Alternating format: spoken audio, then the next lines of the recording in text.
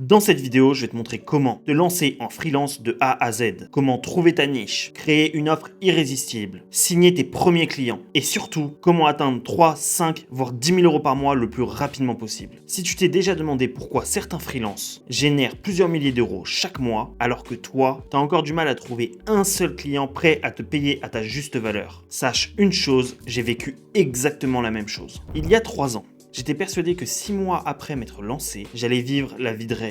Bosser de mon ordi, voyager entre Dubaï et Bali, libre et surtout être pété d'oseille. Mais en réalité, j'ai galéré pendant des mois et des mois, à gratter quelques centaines d'euros par-ci, par-là. Et honnêtement, je te le dis, j'étais à 2 doigts d'abandonner. Mais bon, comme je suis quelqu'un de têtu, j'ai continué. Et j'ai bien fait. Car j'ai fini par comprendre un truc. Un truc qui a tout changé. Et aujourd'hui, je vais te partager tout ça dans un guide complet. Un guide qui va t'aider à faire ce que moi, j'ai mis des mois à comprendre, à tester et à mettre en place. Alors que tu sois freelance depuis 3 ans ou que tu viennes de te lancer, ce que tu vas apprendre dans cette vidéo va transformer ton business. Mais avant tout, laisse-moi te rappeler un truc. Sache que la seule vraie variable entre ceux qui réussissent et ceux qui échouent, c'est pas la chance, c'est pas les concurrents, c'est toi et toi seul. Car si à partir d'aujourd'hui, tu mets en place tout ce que je vais te partager dans cette vidéo et que tu es prêt à être obsédé par ta réussite, alors je te le dis droit dans les yeux, tu vas réussir. Par contre, il faudra oublier l'idée de ralentir. Et surtout, refuser d'abandonner. Bon, maintenant, on passe au concret. Avant de chercher une niche, de signer des clients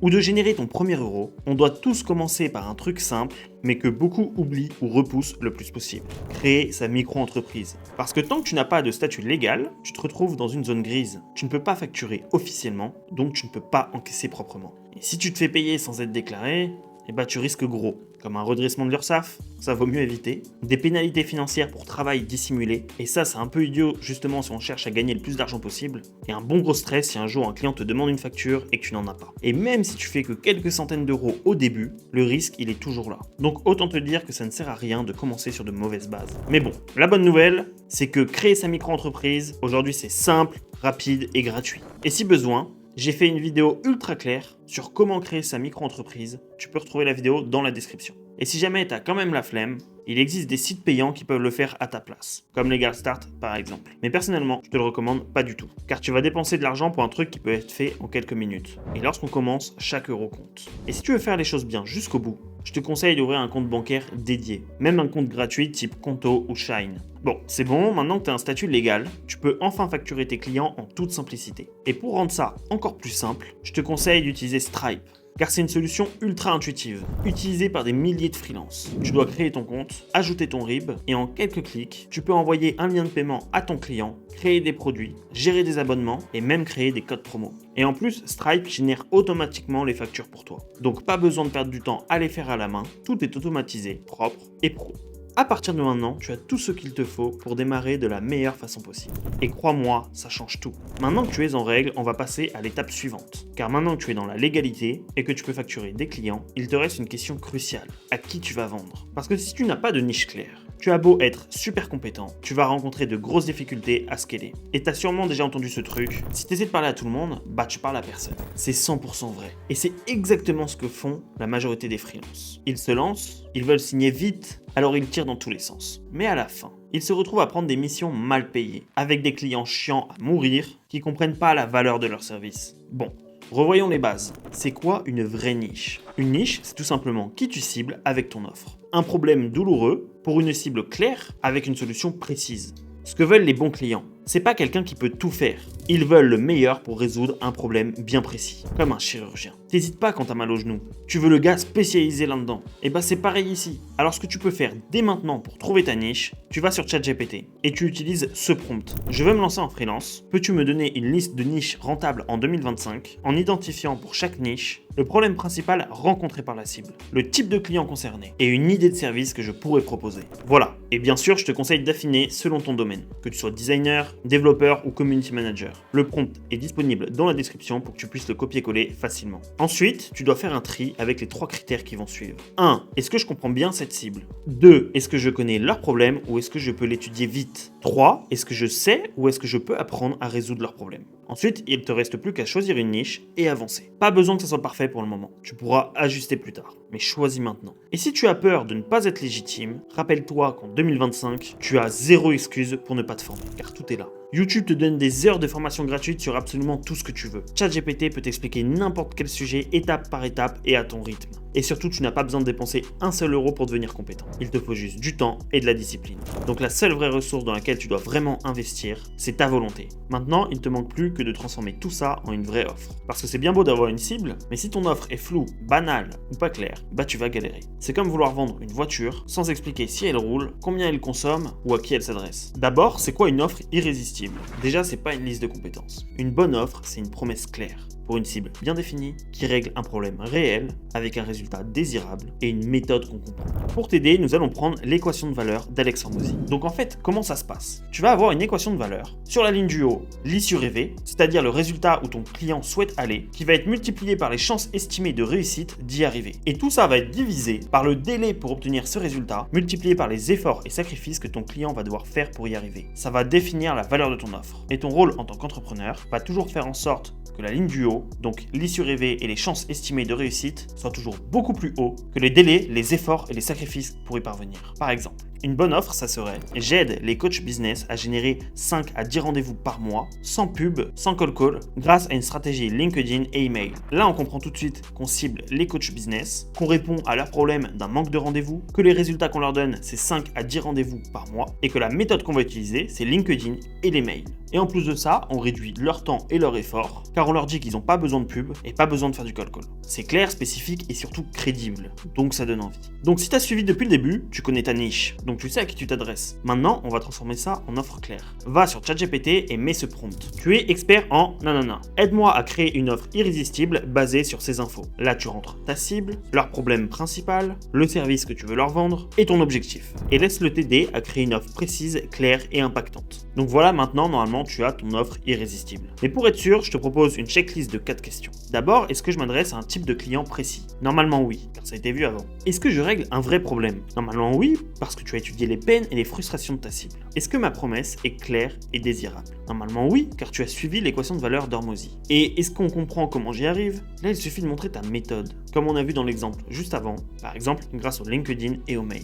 Et là, si tu arrives à avoir 4 fois oui, alors bravo à toi, tu as enfin une vraie offre. Mais ce que tu dois retenir, c'est que les gens n'achètent pas ce que tu fais. Ils achètent le changement que tu peux créer dans leur vie. Tu ne vends pas une prestation, tu vends un avant-après. Et plus ton offre reflète ça, plus tu vas attirer des clients sérieux et enfin prêts à te payer à ta juste valeur. Maintenant que tu as une offre claire et différenciante, il est temps de faire ce que 90% des freelances ne font jamais, c'est-à-dire aller chercher tes premiers vrais clients. Mais je vais être honnête avec toi, la prospection, c'est la partie la plus difficile du métier. C'est parce que c'est là que tu confonds ton offre à la réalité. Et c'est là que tu reçois des non et même parfois des critiques. Donc oui, ça peut être démoralisant. Parce que tu peux avoir l'impression que tu ne vaux rien, que personne ne te calcule. Et là, tu vas dire que c'est mort. Et que finalement, t'es peut-être pas fait pour ça. Mais écoute-moi bien, c'est normal. Ça fait partie du jeu. Même les plus gros freelances, les top closers, les experts à 5 chiffres que tu vois sur Insta, ils ont tous connu cette phase. Mais ce qui fait la différence, c'est pas le talent, c'est la persévérance. Tant que tu continues à prospecter intelligemment, t'as pas perdu. Donc là, je vais te donner 4 techniques pour trouver tes premiers clients. La numéro 1, c'est d'activer ton réseau proche. C'est la première chose à faire. Ça peut paraître évident, mais peu de gens osent le faire. Donc pas besoin de dépenser, pas besoin d'outils. Tu prends ton téléphone et tu contactes 5 à 10 personnes autour de toi. Que ce soit des amis, d'anciens collègues, des potes d'école, même ton cousin éloigné. Et tu leur expliques clairement ce que tu fais et pour qui. Et je te conseille aussi de publier tout ça sur tes réseaux. Que ce soit ton LinkedIn, ton Instagram et même Facebook. Ensuite, la deuxième méthode, c'est de proposer 1 ou 2 missions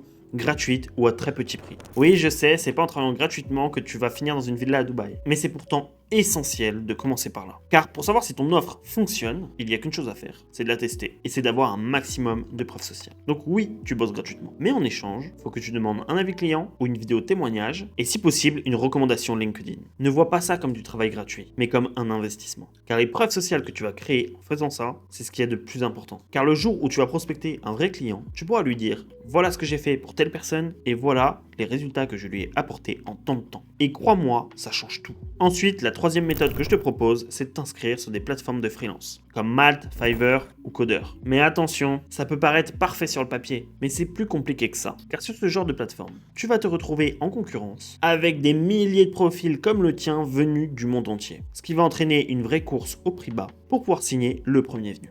C'est très bien si tu viens de commencer, mais par contre, tu vas vite te retrouver face à un mur. Ce que je te conseille pour optimiser tout ça, c'est de bien soigner ton profil et que tu montres ton expertise. Et là, tu pourras potentiellement signer rapidement. Par contre, n'oublie jamais la valeur de tes services. Si le client veut baisser le prix de ton offre, c'est qu'il ne comprend pas bien ce que tu veux lui apporter. C'est ce qu'on appelle un problème de valeur perçue. D'ailleurs, je prépare une vidéo qui va sortir très bientôt où je décortique plusieurs profils de freelance pour voir ce qu'il y a de bien et de moins bien. Et honnêtement, de toutes les méthodes que nous venons de voir ensemble, personnellement, ce que je te conseille, c'est de passer par SalesSmart. Car toutes les solutions que je t'ai présentées vont te prendre du temps, vont dépendre d'éléments extérieurs. Et tout le temps que tu vas passer à prospecter, à mettre ces actions en place, c'est du temps que tu ne passes pas à facturer et à délivrer de la valeur à tes clients. Donc au final, tu perds de l'argent et ton business stagne. Aujourd'hui, la majorité des freelances qui réussissent utilisent l'intelligence artificielle ou des outils d'automatisation. Donc en fait, tu es en concurrence avec des gens qui peuvent envoyer 100 mails à la minute. Genre, imagine-toi, c'est comme te battre contre un char avec un morceau de bois. SalesSmart. C'est un outil qui va automatiser toute ta prospection de A à Z. C'est-à-dire qu'une fois que tu crées ton compte, tu vas pouvoir créer ta campagne, rentrer ta cible, ta proposition de valeur. Et ensuite, l'outil va s'occuper automatiquement d'aller chercher les prospects qualifiés et de générer des séquences mails adaptées à ton offre. Donc toi, concrètement, tu n'auras plus qu'à te présenter une fois qu'un rendez-vous aura été généré et à le closer. Donc voilà, selon moi, c'est la meilleure méthode. Car si aujourd'hui tu peux automatiser ton acquisition client, ça te rajoute une corde de plus à ton arc. Et moi, ce que je ferais si je me retrouvais aujourd'hui à ta place, ça serait de combiner tout ce que je viens de te dire précédemment. Donc, activer mon réseau proche, choper des avis clients en travaillant gratuitement, m'inscrire sur toutes les plateformes de freelancing et booster tout ça avec SalesSmart derrière. Et d'ailleurs, le lien est en description si tu veux tester notre outil. Bon, maintenant que tu as décroché ton ou tes premiers clients, faut pas tout gâcher. Parce que le vrai secret d'un freelance qui réussit, c'est pas juste d'enchaîner les nouveaux contrats. C'est d'avoir des clients qui restent et surtout qui te recommandent et qui te paient enfin sans négocier. Et pour ça, il y a une arme redoutable que 95% des freelances négligent trop souvent. L'expérience client. Donc ton objectif à partir d'aujourd'hui, c'est que dès qu'un client signe avec toi, il doit se dire « Waouh, je suis entre de bonnes mains ». Et tout ça commence par la mise en place d'un onboarding carré. Ce que je te conseille de faire, c'est de créer un Google Form ultra propre, où tu vas lui demander tout ce qui va t'aider à bien bosser. Ses coordonnées, ses réseaux sociaux, sa charte graphique, tous les accès dont tu as besoin. Enfin bref, tout ce que tu juges utile pour comprendre ton business à fond. Tu fais un truc pro, bien présenté, et tu l'envoies directement après la validation du devis. Résultat, tu vas gagner du temps, et tu passes pour un expert organisé. Et en plus de ça, tu as toutes les infos à portée de main. La deuxième chose que je te conseille de faire dès qu'un client vient de signer avec toi, c'est de créer une conversation sur WhatsApp dédiée avec ton client. Comme ça, tu crées une ligne directe entre vous deux, sans formalisme. Tu l'ajoutes dès que le formulaire est rempli et tu en profites pour poser les premières questions complémentaires, partager les avancements et créer un lien humain. Montre que tu es dispo et pro. Mais attention, c'est pas un support H24, c'est juste un canal pour simplifier les échanges. Ça doit rester rassurant et humain. Donc voilà, suis ça à chaque nouveau client. Comme ça, tu ne passes plus jamais pour un amateur et tu poses les bases d'une relation longue durée. Parce que plus l'expérience est fluide, plus ton client est détendu, confiant et fidèle. Et un client fidèle, c'est moins de stress, moins de négociations, plus de recommandations et des revenus stables. C'est aussi simple que ça. Tu as maintenant tout ce qu'il te faut pour te lancer en freelance. Il n'y a rien de magique dans tout ce que je viens de te dire. C'est juste de la méthodologie. Et si tu suis ça à la lettre, tu peux clairement viser les 3, 5, 10 000 euros par mois facilement. Donc si cette vidéo t'a aidé, fais-le moi savoir, like, abonne-toi et surtout dis-moi en commentaire les prochaines vidéos que tu veux que je fasse.